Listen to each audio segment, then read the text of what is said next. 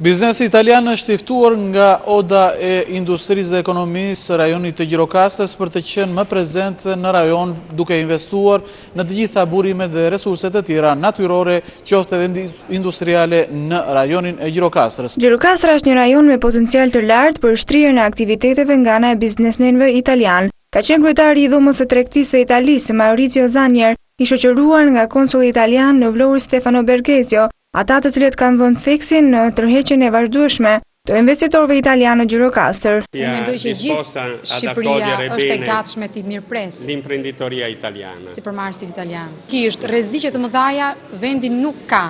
Po flas për rreziqe të tipit të vitit 97 dhe shumë hapa përpara janë bërë tashmë. Dhe mendoj që me qeverinë e re do ketë akoma një hap përpara, sepse mendoj që pikërisht një nga qëllimet e qeverisë, të paktën kështu siç e mendoj unë, është pikërisht sigurimi i një ligji të mirë, duke qenë se dhe dhënia fund e korrupsionit, duke qenë se pikërisht korrupsioni përbën një kancer për investime dhe për zhvillimin e tregtisë. Në një linjë përgjithshme unë jam optimist sepse natyra e një sipërmarrësi duhet të jetë gjithmonë e drejtuar drejt optimizmit, pozitivitetit. Biznesi italian është më pak prezent në rajonin e Gjirokastrës dhe sipas kreut të dhomës së tregtisë, në rajonin e Gjirokastrës, Mustafa Devolli, duhen politika nxitse nga qeveria për të bërë të besueshme klimën e investitorit italian në vend. Në qarkun e Gjirokastrës, numri i bizneseve italiane është relativisht i vogël.